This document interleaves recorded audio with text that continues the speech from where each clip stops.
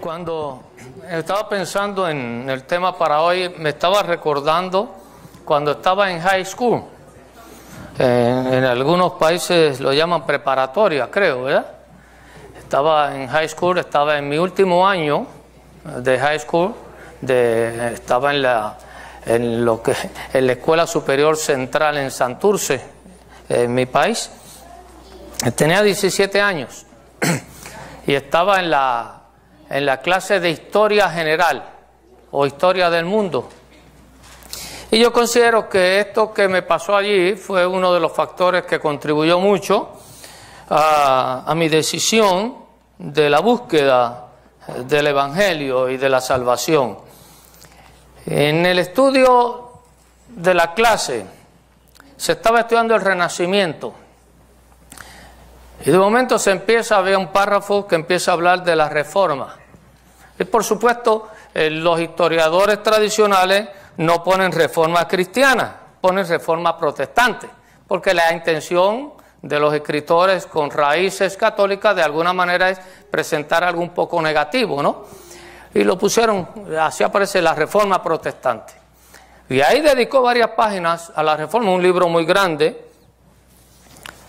Y a mí me llamó mucho la atención, entonces yo empecé a leer y a estudiar y a ver. Ella hablaba de Martín Lutero, de los inicios de los reformadores, que fue mucho antes, desde antes más de un siglo. Ya había vientos, habían tendencias de personas, inclusive de muchos sacerdotes y monjes, a buscar la verdad de Dios, a aceptar que de alguna manera se estaban alejando de los principios fundamentales de la palabra de Dios. Y en esa corriente llegó el momento en que en el 1517 Martín Lutero, reconocido como el reformador,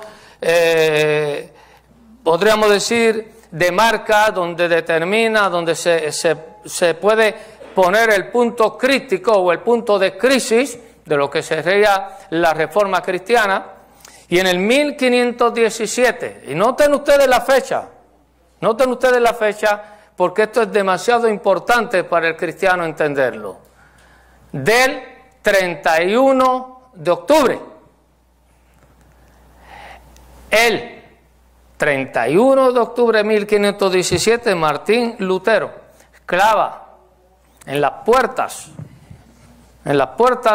de la Catedral de Wittenberg, en Inglaterra, lo que se conoce por las 95 tesis, es decir, 95 principios bíblicos que la Iglesia necesitaba, de aquel entonces necesitaba ser reformada o renovada.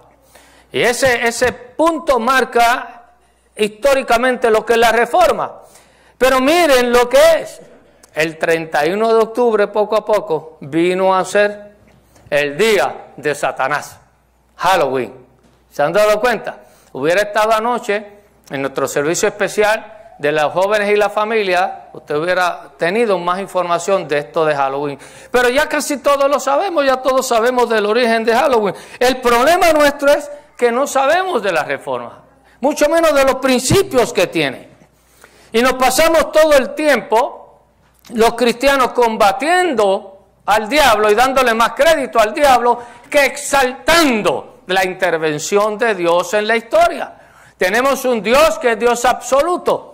No es solamente Dios del universo creado, de todos los cuerpos celestiales y todos los espacios que conocemos y que no conocemos. No solamente Dios del átomo, no solamente Dios del alma y del corazón y de la creación, pero Dios de la historia. Es Dios que de alguna manera está sosteniendo y cuidando y guardando su objetivo de redimirnos y de salvarnos. Y el diablo se mete poco a poco y la gente es arrastrada. ¿Qué asuntos propiciaron la Reforma cristiana? Les voy a leer aquí algunos resúmenes. Primero, la opresión del clero y su enriquecimiento. Se estaban haciendo supermillonarios, eso todos lo saben, ¿no? Las grandes riquezas del Vaticano. Oí una vez a un escritor mexicano que decía que si el Vaticano le devuelve todo el oro que sacó de México, que le robó a México, y que tienen allá, decía él, era suficiente para que México pagara su deuda externa y alimentara a toda la familia mexicana por un año. El enriquecimiento del clero. Segundo, la unión del clero con el Estado y la corrupción que eso traía. O sea, la iglesia y el Estado eran uno solo. El Papa tenía ya más autoridad que los reyes. Y después, de hecho, históricamente, eso es lo interesante. Por eso a mí me llamó la atención cuando yo empecé a estudiar esto en la historia. Yo no sabía casi nada de la Biblia entonces. Pero la historia misma nos está diciendo que algo está mal. Y también nos está enseñando que Dios hace algo. Si podemos estudiar todo esto, vamos a darnos cuenta cuánta corrupción hubo en la Iglesia Católica de entonces y aún en la actual. El que estuviera junta con el Estado y controlando la autoridad, el que los reyes y los papas se estuvieran peleando y hasta tuvieran guerras, reyes contra papas. Tercero, la inmoralidad y el secularismo del clero, la vida inmoral. Papas que tenían hijos, que tenían nietos, que tenían varias mujeres, sacerdotes, cardenales, que vivían vidas inmorales, la intromisión del paganismo, lo que nosotros llamamos como sincretismo, donde empezaron a adoptar y a adaptar las corrientes de otros movimientos religiosos paganos. Los cismas en la iglesia y los papas, es decir, los problemas que surgieron entre ellos. La pretensión divina del papado, donde pretendían que ellos eran igual a Cristo, que ellos determinaban y decidían sobre los asuntos religiosos y espirituales en lugar de Jesucristo. El sofismo y el helenismo, que son mezclas de la fe cristiana con la filosofía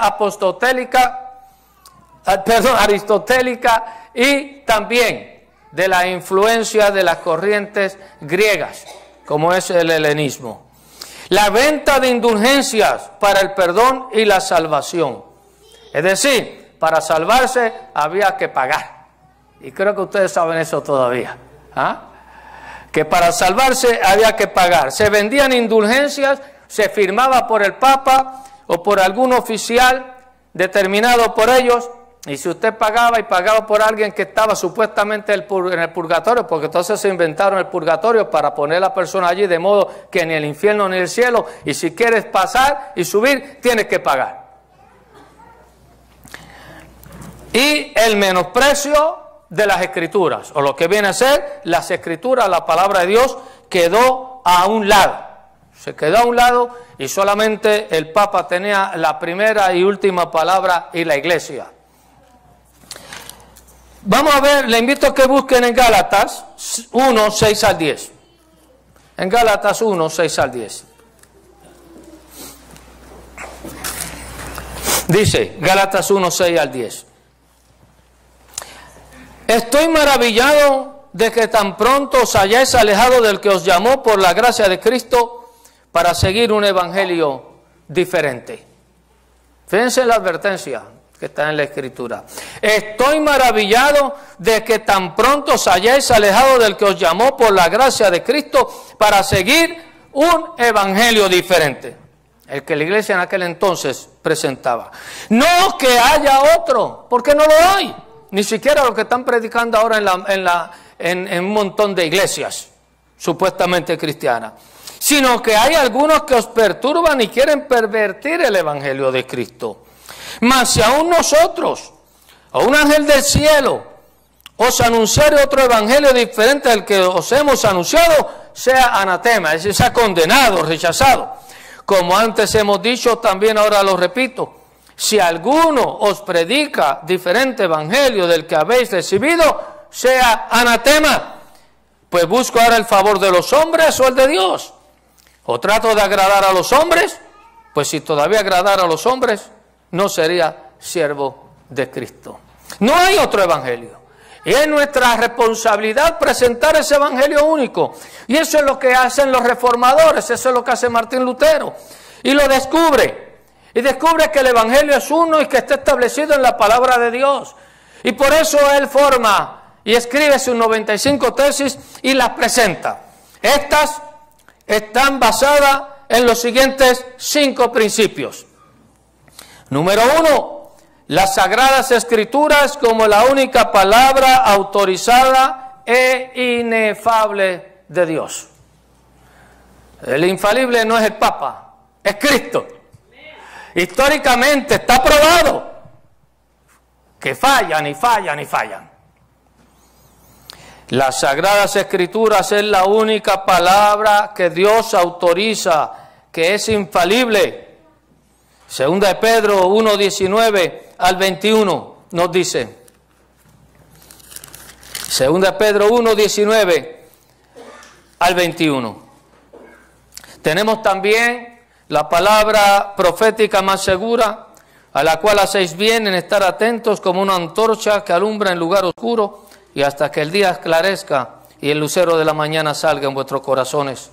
Entendiendo primero esto, que ninguna profecía de la Escritura de interpretación privada, porque nunca la profecía fue traída por voluntad humana, sino que los santos hombres de Dios hablaron siendo inspirados por el Espíritu Santo. Aquellos que escribieron las Sagradas Escrituras. Y hay otra cita más, pero el segundo elemento, el segundo principio que inspiró la Reforma fue: Jesucristo es el único Salvador, el único Redentor y el único mediador. No hay otro. Él es el que ascendió y está a la diestra de Dios intercediendo por nosotros. Si hay que pedir, si hay que buscar ayuda, si necesitamos un Salvador, si necesitamos alguien que nos redima, alguien que pague por nuestros pecados, ese es Jesucristo. Juan 17:11 y 21, 1 Timoteo 2:5, Hebreos 9:24, Hechos 4:12. En tercer lugar, la justificación, es decir, la salvación. El que nosotros podamos ser inocentes de nuestros pecados, solamente se logra por la fe. No hay nada que yo pueda pagar. No hay dinero que yo pueda pagar. El reino de Dios se puede comprar, pero el único que puede pagar y tiene el precio para pagarlo es Cristo Jesús. Es su sangre. Es cierto que hay que comprarlo. Cristo lo hace. Si Él lo paga, hermano, aprovechemos. Él está pagando por nuestra salvación. Hay que creerlo, hay que aceptarlo. Y en esto me voy a detener más adelante. En cuarto lugar, el sacerdocio universal del creyente. O sea, no hace falta que otra persona venga entre medio. No hacen falta intermediarios, porque seguimos subiendo y subiendo y poniendo y añadiendo. Hermano, la buena noticia es que usted y yo, cuando estamos afligidos, cuando tenemos problemas, usted y yo, cuando sabemos y aceptamos que hemos pecado, usted y yo podemos ir directamente al Padre. No necesitamos a nadie por medio. Nada ni nadie. Tenemos expreso al cielo. Tenemos expreso al cielo. Yo me acuerdo cuando empecé a vivir en México, las primeras veces que viví allá hace más de 20 y pico de años, a veces para ir a algún lugar tenía que tomar un autobús y ese autobús me llevaba a otro y a otro y a otro. Hasta que alguien me dice, pero hay autobuses expresos ya, que te llevan directo. Y yo aprendí que si yo tenía un camino directo, ¿para qué seguir brincando de pueblo en pueblo? ¿Para qué ir yo de hombre en hombre, de santo en santo, de virgen en virgen, si puedo ir directamente al Padre Celestial a través de Jesucristo? Y en quinto lugar, la iglesia como cuerpo de Cristo. La iglesia no es de los hombres que la dirigen, mucho menos del papado o de cualquier otro hombre en cualquier denominación, ni la nuestra ni ninguna otra. La iglesia es el cuerpo de Cristo. La iglesia es del Señor. ¿Saben por qué? Primero, porque Él pagó por ella. Y segundo, porque Él viene por ella. Quiero invitarlos a ver en Romanos 1, 16 al 17. Romanos 1, 16 al 17. Y vamos a ver lo que este evangelio nos ha dejado. Este evangelio glorioso que fue presentado en la Reforma, que se nos ofrece nuevamente en la Reforma. En Romanos 1, versos 16 al 17. Estos versículos, especialmente el 17, es el que abre la mente y el corazón de Martín Lutero y lo lleva directamente a confrontar y a enfrentar el poder de la Iglesia y el papado, para decir que solamente por la fe podemos ser salvos. El principio fundamental. Romanos 1, 16 al 17. Porque no me avergüenzo del Evangelio, porque es poder de Dios para salvación a todo aquel que cree, al judío primeramente y también al griego. Porque en el Evangelio la justicia de Dios se revela por fe y para fe, como está escrito, mas el justo por la fe vivirá. Amén. No hay otra manera, solamente por la fe en Cristo Jesús, solamente creer en su sacrificio y en sus promesas. En un acto de fe, usted y yo nos arrepentimos, confesamos nuestros pecados y iniciamos una nueva vida en Cristo, creyendo que su sacrificio en la cruz paga por nuestros pecados y que su amor inmenso nos da el perdón. Y en ese perdón iniciamos una vida nueva. Pero el Evangelio de la fe, del que acabo de leer, según estos versículos, nos ofrecen a nosotros 4 cosas. En primer lugar, el Evangelio nos ofrece dignidad. Nos dignifica para que el hombre ya no esté arrastrado por la maldad y el pecado. Cuando la persona vive sin Cristo y vive en la maldad, la mentira, el engaño, las actitudes de maldad que hay en el ser humano, los vicios, va denigrándolo. Poco a poco vale menos. Usted ve un borracho tirado en la cuneta, todo lleno de lodo, vomitado. ¿Quién es? Usted ve una mujer que vive como quiera, entregado a lo que sea, a la droga o lo que sea. ¿Qué es? Dios no quiere eso. Dios no hace eso. Hasta hablamos de los mismos abogados profesionales y todo, pero casi todos hablamos de los abogados como que no confiamos, ¿no? ¿Ah? Vemos a los policías en muchos países, no solamente en México, y en Centroamérica, en Sudamérica y en todo el mundo, aún en Estados Unidos, corruptos, ¿o no? Asesinos, violadores, y son los que se llevan a nuestros hijos. ¿Ah? El hombre va denigrándose, va perdiendo fuerza, la gente va perdiendo fuerza. Pero el Evangelio, cuando llega al corazón del hombre, lo restituye, lo levanta. Y aquel borracho que estaba todo lleno de vómito y porquería, yo los he visto. Ahora con su camisita y su corbatita y la Biblia, predicando el Evangelio de Cristo Jesús. Amén. Y aquellas mujeres todas tatuadas y marcadas, prostituta que tenía que estar vendiendo droga vendiendo su cuerpo para comprar droga, la veo ahora bien vestidita y cantando alabanzas al Señor. ¿Quién levanta al ser humano? Es Cristo. La Biblia nos dice que llegaron a Él todos los que llegaron a Cristo y creyeron. Acuérdense que es por la fe, ¿eh? Todos aquellos que llegaron a Cristo y creyeron fueron transformados. Desde Nicodemo, que se supone que era un gran príncipe de la ley, o como quien dice, según la Escritura, un sacerdote principal entre los judíos, también él tuvo que ser transformado por Cristo Jesús. La mujer, aquella que tomaron en adulterio, todas la venían persiguiendo para apedrearla, ustedes saben y recuerdan. Aquella pobre mujer ahí toda, viene, se tira a los pies de Cristo, pero creyó. Porque el Evangelio de Dios es por fe y para fe. Creyó en Cristo y se acercó a Cristo. ¿Y acaso Cristo no la levantó? ¿Acaso Cristo no la transformó? La perdonó y le dice, mira, ahora vete y no peques más. ¿Y dónde están los que estaban tirando piedras? No aparecían, porque ahora era una mujer digna. Y la que encontró en el pozo, que había roto el récord de los esposos, 5, dice, ¿no? Si el que tienes ahora ni es el tuyo, le dice Jesús. ¿Ah? Pero también Cristo la transformó.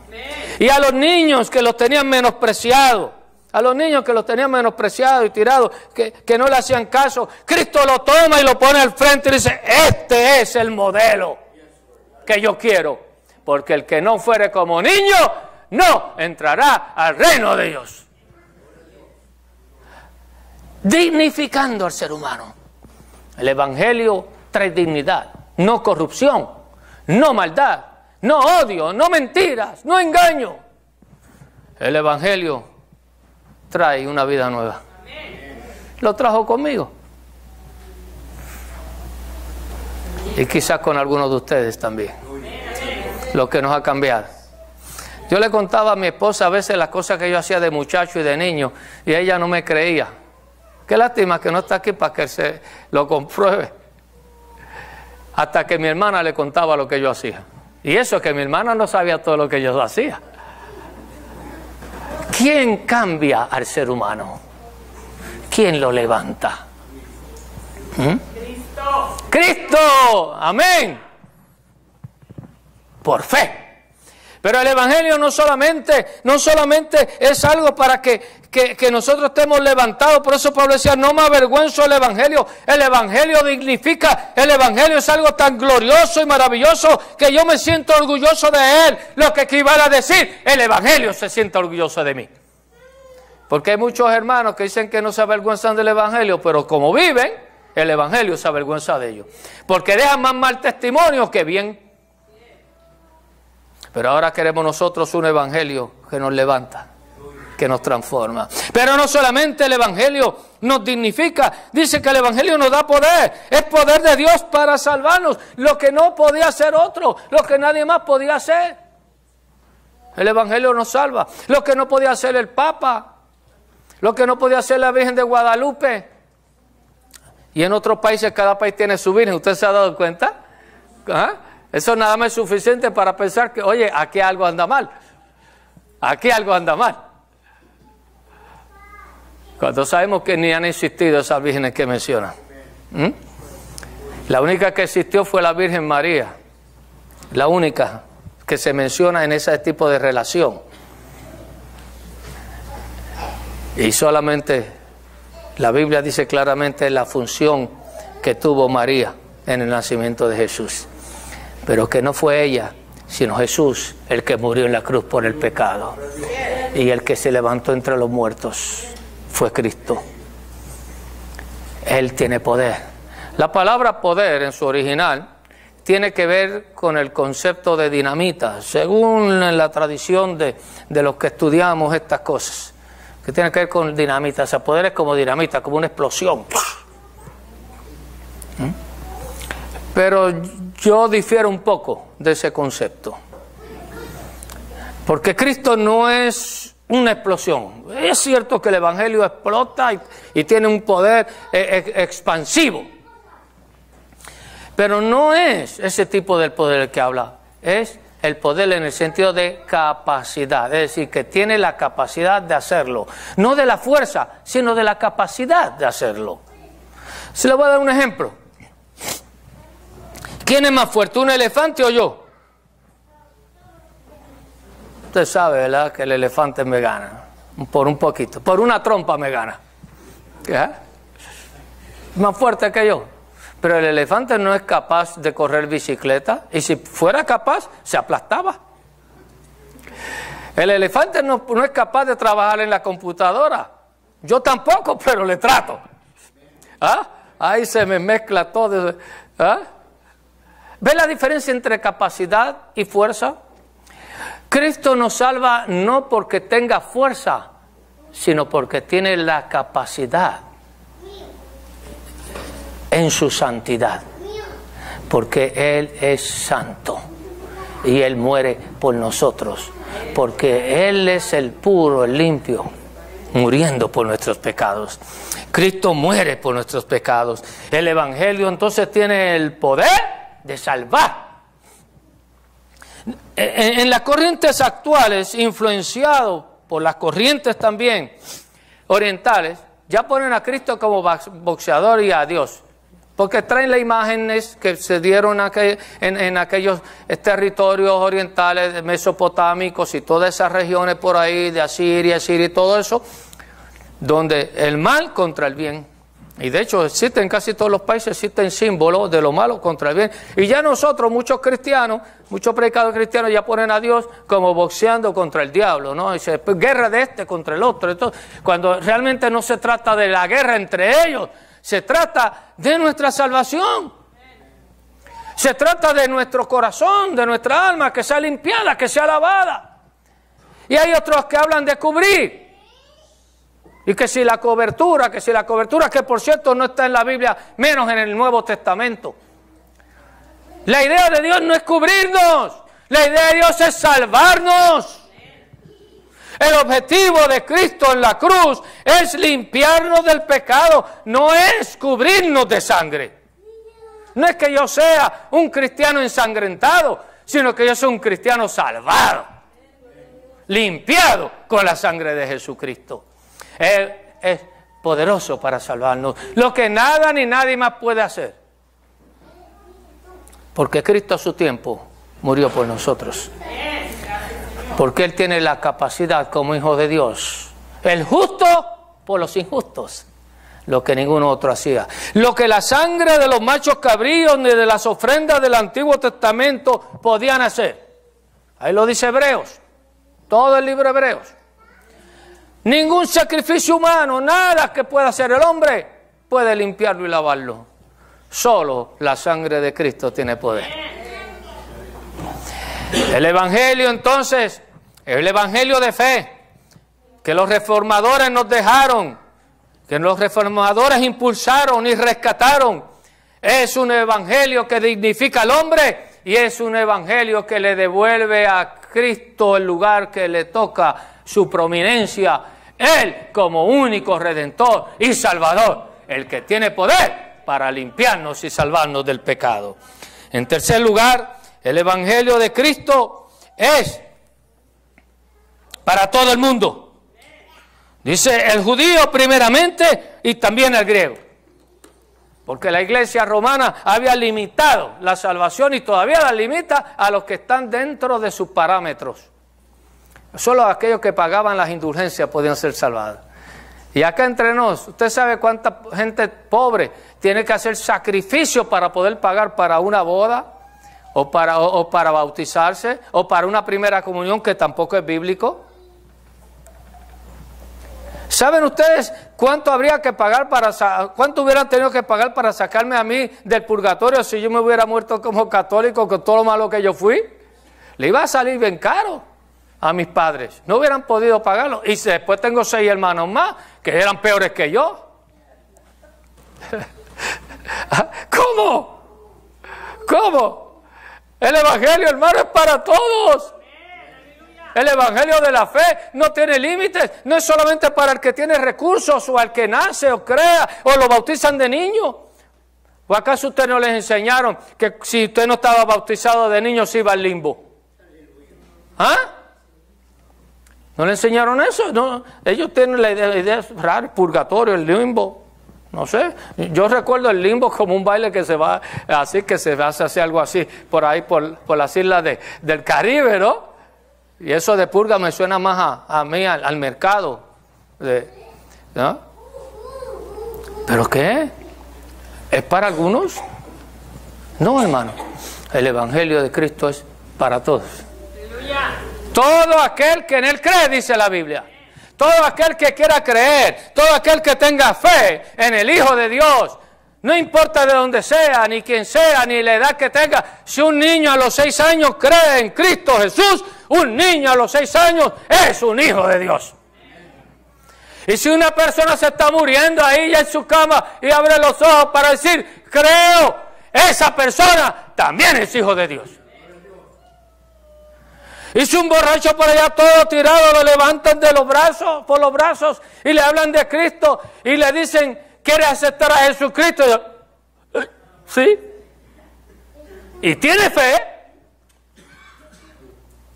y va a ser fiel a la fe, también es salvo.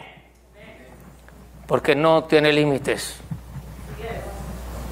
No tiene límites. El Evangelio de Cristo no tiene límites. Por eso dice las Escrituras, vuelvo a leer el texto, a todo aquel que cree. ¿Ve? Es todo, no tiene el único límite es el que quiera creer o no creer. Al que cree, sea judío o sea griego, si sea de donde sea, puede ser salvo. Y gracias a Dios, ¿verdad? Porque si no, no nos hubiera salvado a nosotros. No tiene límites. El Evangelio de Cristo es un evangelio de salvación para todos. Nos da la dignidad, nos regresa a nuestra relación adecuada como fuimos creados, dignos en nuestra relación con Dios. Nos da el poder para salvarnos a través de la fe en Jesucristo. Y nos da a nosotros también la oportunidad universal de que cualquier persona, en cualquier lugar, en cualquier momento, en cualquier tiempo, pueda ser salvo por la fe en Cristo Jesús. Y por supuesto, el Evangelio nos da la fe para creer. Nos ofrece la misma fe para creer. Eso es algo así como si dijera, usted va a una joyería y ve ahí un diamante, dice, ay, qué diamante, me gustaría regalarle ese diamante a mi esposa. No, yo no sé, cómo me gustaría, ¿no? Entonces, bueno, pero como no tiene dinero y tiene 25 centavos, se vaya a la maquinita, le echa, sale la bolita y dice, este le voy a dar, no este. Pero con el mismo amor, dice, con el mismo amor. Y una persona lo observa, está pasando por ahí un millonario, y vio que usted vio el diamantote aquel bonito en su anillo, y percibió el amor suyo por su esposa, y vio, obviamente lo vio así con esto, bueno, ropa, así medio pobrito, ¿no? Dice, pobrecito, ¿no? Y luego lo vio que saca los 25 centavos y dice, bueno, y le dice, venga para acá. Sí. Ese diamante,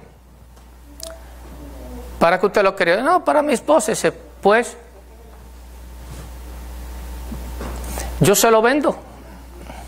Yo soy el dueño de la joyería, yo se lo vendo. Dice, no, pues el problema es que no tengo dinero. Dice, no, yo se lo vendo, pero también le doy el dinero para que lo compre. Ah, qué guiso, ¿verdad que sí? Dice, ¿cómo? Es el dueño, lo vende, pero también paga por él. Es lo que hace Jesucristo. No solamente nos dice que nos salva por fe, pero nos da la fe para que creamos. ¿Me explico? Nos provee de la fe para que creamos. Me dice, yo te salvo por la fe. Dice, pero que no tengo. No te preocupes, te la doy también. Te voy a dar fe. Y nos hizo como gente de fe. Nos hizo para creer. Hasta vamos a un mecánico y le creemos que nos va a arreglar el carro y después nos lo deja más roto. Vamos a un médico y nos quedamos porque creemos que nos va a arreglar la muela. Pero lo hacemos para creer. Nos da la fe. Todo lo que tenemos que hacer es ponerla en Cristo Jesús, en el Evangelio. Justificados pues por la fe, tenemos paz para con Dios. Es esa la reforma. Es mostrarnos a nosotros el camino de la excelencia a la salvación por la fe. Que no hay nada que podamos hacer, no hay cantos que podamos cantar. En esta corriente donde todo el mundo canta y cree que cantando se acerca al cielo, está equivocado. Solamente creyendo en Cristo como Salvador podemos ir al cielo, aunque no cantemos. Solamente cuando creemos y entregamos nuestra vida a Él, cuando le somos fieles, cuando creemos en el poder que es el Evangelio para salvar, cuando creemos que Él nos puede dignificar y levantar para vivir de manera diferente, cuando creemos que para Dios no hay nada imposible. ¿Cuánta gente puede ser transformada por el Evangelio de Cristo? ¿Cuánta gente puede ser transformada por esas buenas nuevas del Señor? Si cree. Porque el que cree, todo es posible. Si crees, el Señor puede hacerlo todo nuevo. Empezando en tu vida, empezando en ti. Cambiar tu vida. Hoy yo estaba sacando, me pasó una cosa curiosa. Saqué una pluma de esta Y cuando le hice así, voló la cosita de aquí. Y me doblé a buscarla. Cuando la estaba buscando, se le cayó la cosita esa larga que va adentro. Ya yo estaba medio... Y ahora me voy... Cuando la voy a doblar, se le cayó esta otra parte en otro lado. Y de momento yo me empiezo a reír. Yo, qué salado soy, ¿verdad? Primero me doblo una cosita, y luego se cae la otra, y luego la otra. Pero me acordé de toda la vida. No nos enojamos cuando esas cosas nos pasan, una con otra. Y yo me acordé, hace 50 años, cuando yo era un muchacho, si me pasaba eso, yo maldecía a medio mundo. Y decía cuánta mala palabra me había aprendido. Y créame que en el barrio que yo me crié, a los 8 años se aprenden todos los vocabularios. ¿Ah? Y hubiera dado patadas y quizás te le hubiera dado una patada y me hubiera parado encima de la pluma y le hubiera aplastado. ¿Quién cambia? Cristo. ¿Qué cambia uno? Cristo nos cambia por la fe. Creer que el Señor puede hacerlo. No conformarnos a lo que somos ni como somos, sino con humildad decirle: Señor, el Evangelio de Dios se revela por fe y para fe. Como está escrito, el justo por la fe vivirá. Miren cómo Pablo continúa todo el libro de los Romanos y Gálatas con ese tema. Justificado pues por la fe. Y escuchen bien, escuchen bien. Justificado pues por la fe, tenemos paz para con Dios. Amén. Mediante nuestro Señor Jesucristo. Fe, fe. Creer que Él puede hacerlo todo. Y escuchen lo que sigue. Por quien también tenemos entrada por la fe a esta gracia en la cual estamos firmes. Y nos gloriamos en la esperanza de la gloria. Y no solo esto, sino que también nos gloriamos en las tribulaciones. Hay una enseñanza moderna que el cristiano no puede sufrir, porque dice, si aquí lo dice que sí, no solamente puede, nos pasa. El problema no es sufrir, el problema es ser derrotado por el sufrimiento. Pero en Cristo somos más que vencedores. Que la tribulación produce paciencia, y la paciencia prueba, y la prueba esperanza. Y la esperanza no avergüenza, porque el amor de Dios ha sido derramado en nuestros corazones por el Espíritu Santo que nos fue dado. Creer que Dios puede hacerlo. Creer. A veces estamos así y bajamos, pero cuando estamos bajando decimos, no. Creo, Señor, ayuda en mi incredulidad. El Evangelio de la fe. La Reforma nos deja en un momento histórico especial, nos recuerda y nos regresa a nuestra confianza plena de salvación en Cristo Jesús, porque no hay otro nombre en quien podamos ser salvos. Hermano, este día, cuando venga el 31 de octubre, olvídese de lo que hacen en Halloween y recuérdese lo que hizo Dios por nosotros, que se metió en la historia para recordarnos que nosotros podemos ser salvos a través de Cristo y por la fe en Él. Y que la palabra de Dios es única y que no hay otra autoridad sobre esta. Y que todos los hombres como usted y como yo dependemos solamente de Dios. Amén. No es problema decirle no a Halloween. El problema que tenemos es decirle sí a Cristo. ¿Sí me explico? ¿Estoy claro en esto? Aquí lo que resulta es decirle sí a Cristo. ¿Cuántos le dicen sí a Cristo hoy? Todos los que le digan sí a Cristo, vengamos aquí al altar, vamos a glorificarlo aquí en el altar. Vénganse y vamos a darle gracias a Dios porque Él murió por nosotros, porque nos ha levantado, nos ha dignificado. Venga aquí, dele gracias a Dios por ese poder que tiene el Evangelio para salvarnos, por la fe que Dios le dio para que usted crea en Él. Venga y acérquese, hermano. Dígale, sí, Señor, Sí, Señor, gracias porque tú has venido. Tú eres el Dios de la historia, tú eres el Dios de mi vida. Y así quiero que cada momento de mi vida tú intervengas en mi historia. En la historia de mi vida quiero que te metas, Señor. Alguien me dijo, es que Dios no se mete en esas cosas. Entonces tú no lo conoces. Entonces no es Dios. Dios es Dios cuando es Dios de todas las cosas. Hasta de lo más sencillo. Venga y glorifica al Señor en esta mañana. Dígale, sí, Señor. Sí, Señor. Hoy yo me preparo para celebrar la reforma. El miércoles tenemos celebración de la reforma. No lo olvides, vénganse en el miércoles. Ahí usted tiene unas hojas que le di. El miércoles tenemos celebración de la reforma. No tenemos que estar combatiendo a Halloween, lo que tenemos que estar es cantando a Cristo Jesús. Y cuando estamos llenos, no hay nada que se puede meter. El miércoles, celebración de la reforma, no lo olvide. Y el sábado es tarde de película, una película que queremos compartir con ustedes. El sábado a las 6 de la tarde, no lo olviden. Y vamos a empezar a trabajar con nuestra hermana Irma en este proyecto de jóvenes y familia. En el proyecto de jóvenes y familia. Y a confiar en Dios. La iglesia de Cristo. Yo he estado en un montón de lugares y me voy. Pero ahí está la gente, están las almas. Casi todos los que están aquí, muchos que no están aquí han llegado bajo mi ministerio.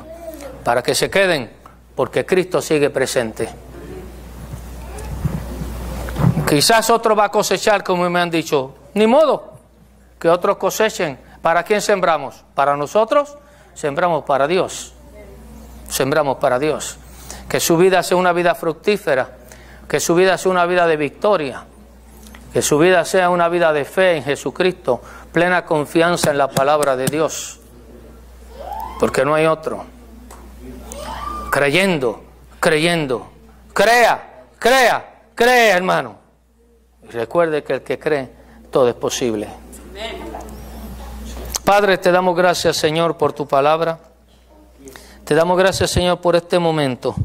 Aquí está tu pueblo, Señor, con humildad, dándote gracias porque nos has dignificado, nos has regresado a la relación adecuada contigo y nos has levantado, Padre mío.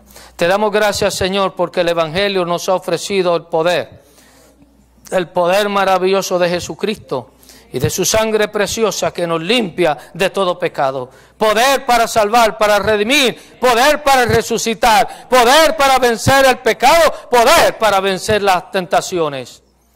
Gracias, Jesús, porque este evangelio es para todos y nos ha alcanzado a todos nosotros y se sigue extendiendo alrededor del mundo. Oh Padre mío, bendícenos, Señor, y te suplico que también nos siga dando fe, porque por fe somos salvos y queremos creer en ti. Tú que nos das la salvación y que nos pide la fe para creer, también nos da la fe. Hoy, Señor, llena nuestro corazón. Aumentanos la fe, Señor. Aumentanos la fe para creer más y más en ti. Te lo pedimos en el nombre de Jesús. Amén y amén. Amén.